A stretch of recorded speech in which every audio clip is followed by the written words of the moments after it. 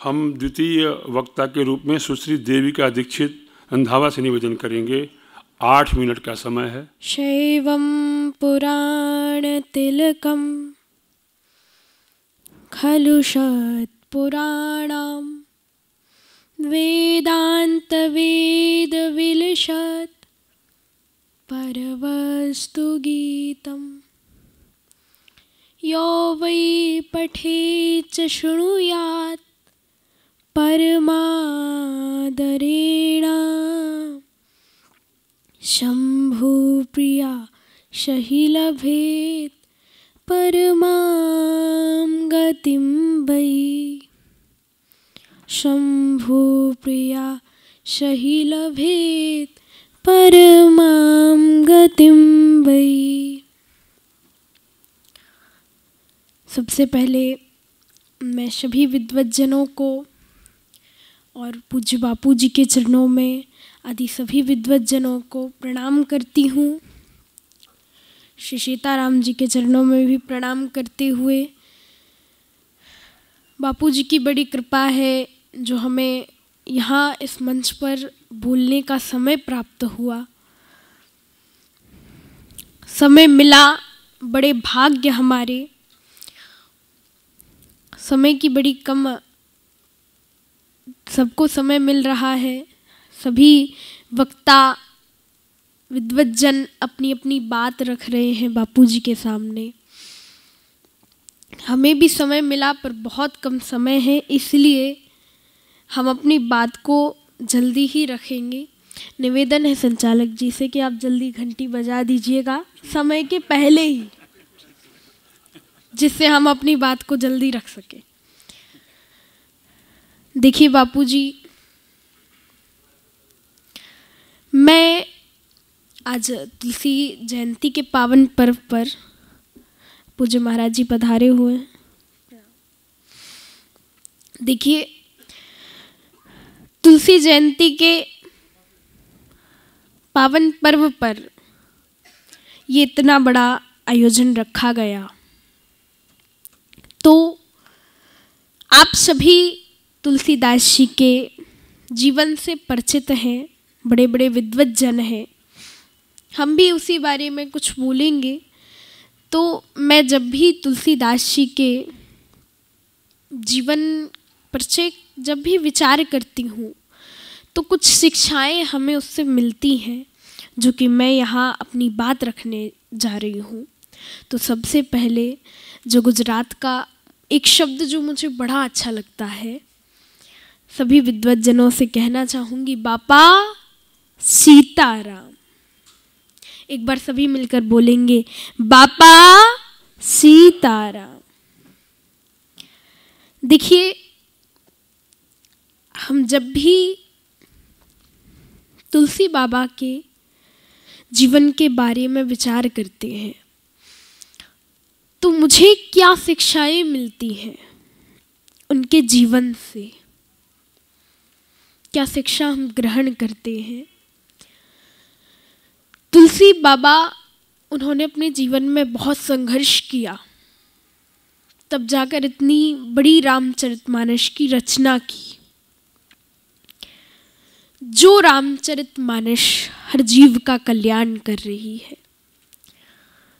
तुलसी बाबा ने अपने जीवन में कितना संघर्ष किया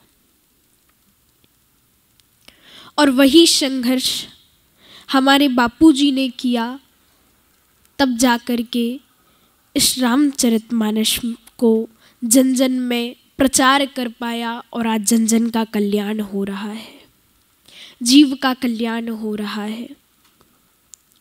तो तुलसी बाबा, उनके पिताजी का नाम आत्माराम था, आप सभी जानते हैं।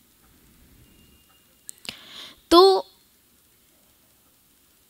मैं जब विचार करती हूँ कि तुलसी बाबा के पिताजी का नाम आत्माराम था और एक भागवत में भी वर्णन आता है कि आत्मदेव पुरे तस्मिन् सर्ववेद विशारदः। श्रीमद् भागवत में एक आत्मदेव जी का भी वर्णन आता है। कि एक आत्मदेव जी नाम के ब्राह्मण थे, उनके पुत्र का नाम था गौकर्ण। तो अब आप सभी जानते हैं, पर मैं ये बात क्यों कह रही हूँ, इसलिए क्योंकि आत्मदेव और आत्माराम, अगर इन नामों का अर्थ मिलाया जाए तो थोड़ा थोड़ा मिलता जुलता है। यानी भगवान ने आत्मा के द्वारा एक जीव का प्राकट्य किया, एक जीव बनाया। आत्मा के द्वारा परमात्मा ने एक जीव की उत्पत्ति की, जिसने जाकर के जन जन में रामचरितमानस का प्रचार करने के लिए, जन जन का जीव का कल्याण करने के लिए रामचरितमानस की रचना की। तो ऐसे बाबा तुलसीदास जी, जिन्होंने रामचरितमानस की रचना की, और उन्हीं की जयंती के पावन पर्व पर आज हम यहाँ उपस्थित हैं। और कुछ शिक्षाएं मिलती हैं हमें कि बाबा के जो माता पिता थे, उनकी जल्दी ही मृत्यु हो गई। जब बाबा छोटे थे, तुलसीदास जी छोटे थे, तभी उनके माता पिता की मृत्यु हो गई। और कहते हैं, देखिए, संसार में हर चीज़, हर वस्तु ऐसी है जो हमारे चुनने से मिलती है। हम संसार की हर चीज़ को चुन सकते हैं। कोई भी वस्तु हो, कोई भी चीज़ हो, हम चुन सकते हैं। कैसे? दोस्त मित्र भी हम चुन सकते हैं कि हमें कैसा मित्र बनाना है, कैसा नहीं बनाना है। हम अपना मित्र चुन सकते हैं। हम धर्म को भी चुन सकते हैं। आजकल लोग जैसे किसी और धर्म में जन्म हुआ, फिर धर्म बदलते हैं कि हम इस धर्म में जाएंगे, हम उस धर्म में रहेंगे। तो हम धर्म भी चुन सकते हैं कि हमें किस धर्म में हमारा जन्म हुआ, हमें किस धर्म में जाना है, किस में रहना है। हम हर चीज़ चुन सकते हैं। और तो और हम भगवान को भी चुन सकते हैं कि हमें किसका भजन करना है। हमें राघवेंद्र सरकार का भजन करना है, हमें राम जी का भजन करना है। तो हम हर चीज़ को चुन सकते हैं, लेकिन एक माता पिता ही ऐसे होते हैं जिनका हम चुनाव नहीं कर सकते। माता पिता हमारे चुनने से नहीं, हमारे पुण्य से मिलते हैं, हमारे भाग्य से मिलते हैं, हमारे कर्म से मिलते हैं। बस माता पिता ही एक ऐसे होते हैं। और भी कुछ शिक्षाएं कि बाबा तुलसीदास जी के जीवन में, जब उनकी माता, जब बाबा का जन्म हुआ तो उनकी माता ने उन्हें एक चुनिया बाई के गोद में समर्पित कर दिया।